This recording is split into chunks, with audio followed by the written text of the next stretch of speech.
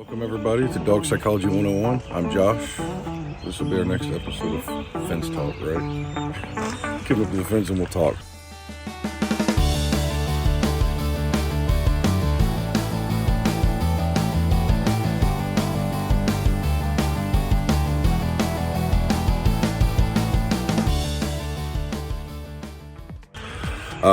So while I'm repairing our fence today, so let's preface this by I'm used to talking to a pretty specific crowd of people most of my life that have some significant or, at least some concerning behavioral issues with their dog.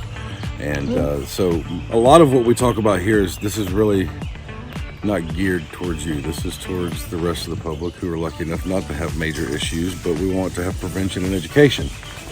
Let's talk about hierarchy amongst dogs and maybe some things that are acceptable and unacceptable so that we can relax because we know a little more or less. Because I think a lot of us, we might want to take our dogs to our friend's house. Maybe friends want to bring their dogs over. Maybe you're trying to go to dog parks or some sort of group activity amongst other dogs. So introduction is critical and probably one of the most problematic areas. If there's going to be an issue, it's going to be when we all get together, when we enter. And so number one, always slow down, take your time. If you're going to somebody's house, it's never a bad idea for everybody to try to go for a walk. The whole neutral ground thing, which most of us have heard, it works. Take your time. But different temperaments, different dogonalities, different, just like people, you've got different, we're all different. You've got type A, you've got high energy, low energy. Our dogs are the same. So kind of know your dog. You want to know the dogs that you're going to introduce yourself to. If it's a dog park, take a step back and read the situation. It's what's the energy like? What kind of dogs are in there? And I tried to kind of decide, is my dog going to like that or not? So different temperaments are going to react differently. First, if you have a dog that's a little more shy or nervous upon greeting, you and your friend or family members need to control the environment, but not be tense.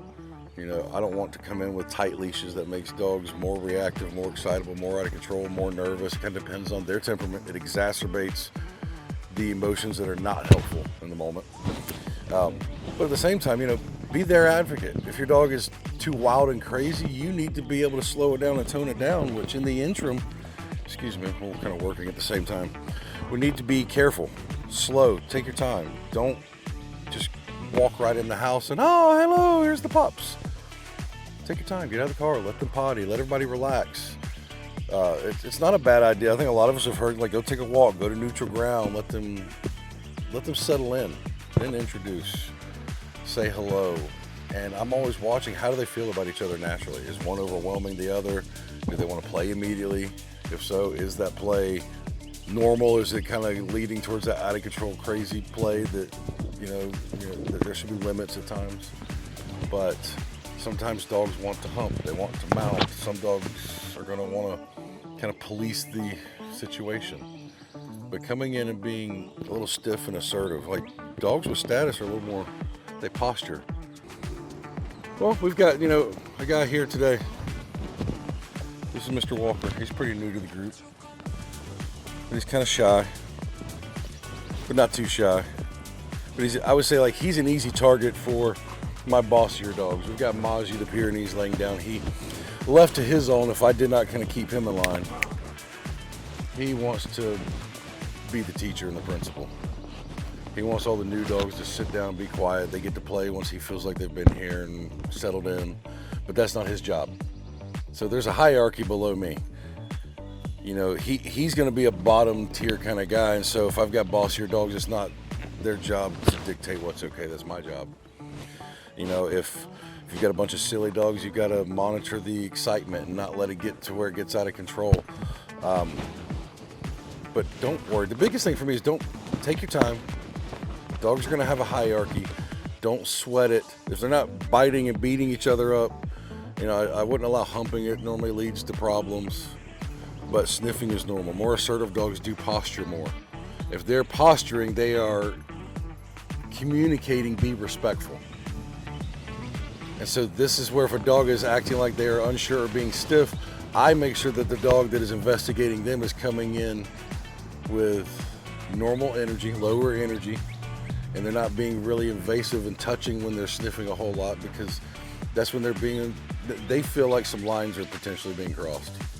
And if I want them to relax, I need to take the job and help the other dog understand to stop, slow down, back off a little bit. Like here, you can kind of watch this.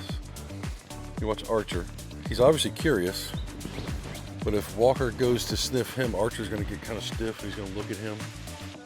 He's just letting him know to be respectful. You see these two, kind of the same. They're going to play. See, totally different interactions. Archer and Walker, it's like this whole understanding of who's okay and who's not. Callie and Walker, immediate like play friends, and they're the perfect example of, now here comes my, not your job.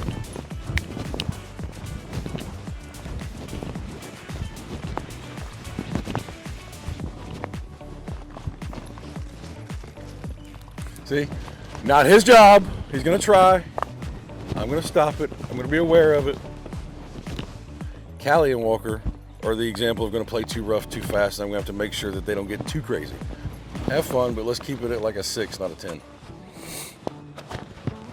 Now add this, if you have bossy dogs or grumpy dogs, just because I don't allow him to behave that way does not mean he's not an opportunity for me to learn what matters to dogs in the dog hierarchy.